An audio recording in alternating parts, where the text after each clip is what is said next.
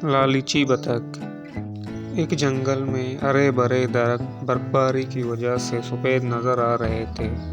सर्दियों के दिन थे। बर्फबारी होती ही जंगल में खामोशी छा गया था। जिन जानवरों ने सर्दी की आमद से पहले ही खुराक ज़ख़ीरा कर ली थी, वो मज़े से घर में बैठकर खा पी रहे थे। जिन्होंने कोई इंतज़ाम नहीं किया था, वो सर्दी से कांपते हुए खुराक की तलाश में निकले हुए थे। लोमड़ी रात को खाना मोटे खरगोश और गोल मटोल चकोर से हासिल करती थी। सर्दियों की आमद से पहले वो रोटी के टुकड़े जमा कर लेती, जो सर्दियों के दिन में उस वक्त काम आते जब खाने की कोई चीज़ न होती। उस रात लोमड़ी और उसके शोहर लोमड़ ने रात को बासी टुकड़े खाए। सुबह सवेरे लोमड़ी ने खुराक की तलाश में जंगल का एक चक्कर लगाया, लेकिन खाने की कोई चीज़ दस्तयाब न हुई। वो नाकाम वापस लौटी तो उसका भूखा शोहर बड़ी बेचैनी से उसका इंतज़ार कर रहा था। कुछ मिला या खाली हाथ लौट आई हो? उसने बड़ी बेसब्री से सवाल किया। लोमड़ी ने अपने निकट्टू शोहर को घूर कर देखा, फिर कहा, इस शदीद सर्दी में भला क्या मिल सकता है? तो क्या आप फिर बासी रोटी के टुकड़े खाने पड़ेंगे? लोमड़ ने झंझला कर कहा। तो बुरी आंखों वाली लोमड़ी को अपने कायल शोहर पर गुस्सा आ गया और बोली, काम के ना काज के, दुश्मन अनाज के, कभी खुद भी खुराक तलाश किया करो। ये कहते हुए लोमड़ी ने डब्बे में रोटी के बासी टुकड़े निकाले और लोमड़ के आगे रख कर बोली, जब तक खुराक का बंदोबस्त नहीं हो जाता, हमें इन्हीं टुकड़ों पर गुजारा करना होगा। ये कहकर वो रोटी के टुकड़े खाने लगी। लोमड़ ने इन टुकड़ों को देखते हुए कहा, रात को बासी टुकड़े खाने से मेरे दांतों में दर्द हो रहा है। मेरा तो दिल चाह रहा है कि आज गोश्त खाऊं। मुझे उम्मीद है कि मेरी ख्वाहिश जरूर पूरी होगी। लोमड़ी ने कहा, तुम चाहते हो कि हर चीज़ तुम्हें बैठे बिठाए मिल जाए। मेरी तो किस्मत ही फूट गई, जो तुम जैसा निकट्टू और कायल शोहर मिला है, जिसे खिलाना भी खुद ही पड़ता है। ये कहकर वो कुछ देर बड़बड़ाती रही, फिर खामोशी से रोटी के बासी टुकड़े चबाने लगी। भूखे लोमड़ ने कुछ देर तक अपने सामने रखे हुए रोटी के टुकड़ों की तरफ देखा तक नहीं, लेकिन जब भूख ने सताया तो मुंह बनाते हुए एक टुकड़ा उठाकर चबाने लगा। अभी वो टुकड़ा चबा ही रहा था कि आसमान पर फड़फड़ाहट की आवाज़ सुनाई दी।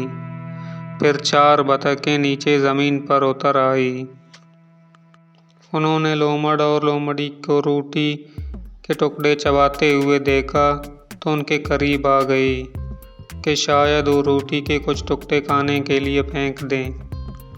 लोमड़ी ने बड़ी मुश्किलों से रोटी के टुकड़े जमा किए थे, इसलिए उसने रोटी का एक टुकड़ा भी उनकी तरफ ना फेंका। लेकिन लोमड़ ने रोटी का एक बड़ा टुकड़ा बतखों की तरफ फेंक दिया।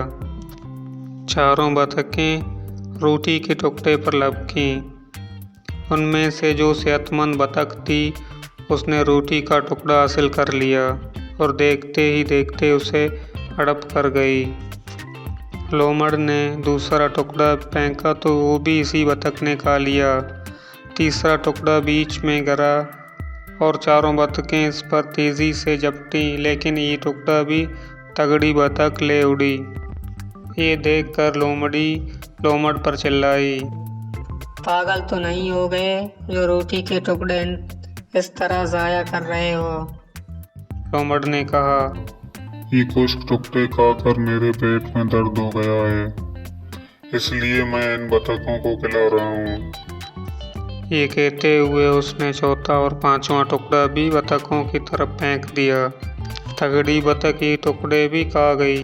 बतख की ये हरकतें देखकर लोमड़ी ने कहा, कितनी लालची है ये बतख, अपनी साथी बतखों का हिस्सा भी खा रही है। लोमड़ ने कोई जवाब नहीं दिया। अब वो रोटी के टुकड़े सिर्फ उसी लालची बतख की तरफ फेंकने लगा। दूसरी बतखों का हिस्सा खा खा कर तगड़ी बतख का पेट फूल गया। उसने इतना खा लिया कि अब उससे इधर उधर दौड़ना भी मुश्किल हो गया। बस करो, तुमने तो सारे टुकड़े इसी लालची बतख को खिला दिए, लोमड़ी ने चिल्लाकर लोमड़ से कहा। लेकिन उसने लोमड़ी की बात पर कोई ध्यान ना दिया। ये देखकर लोमड़ी बहुत खफा हुई और बड़बड़ाई हुई और अंदर चली गई। तगड़ी बतख टुकड़ों के लालच में लोमड़ के करीब आ चुकी थी। लोमड़ भी जानबूझकर टुकड़े अपने करीब गिरा रहा था। जैसे ही तगड़ी बतख थोड़ा सा करीब आई, उसने उछलकर बतख को पकड़ लिया।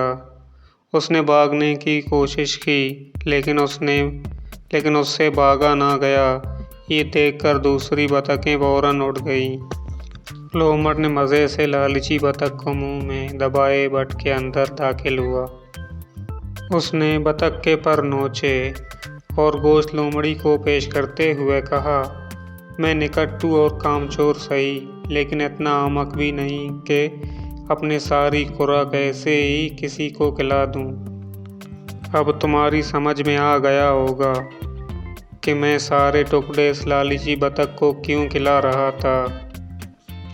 आओ इस सर्द मौसम में बतख के गर्म गर्म गोश्त का मज़ा उड़ाएं।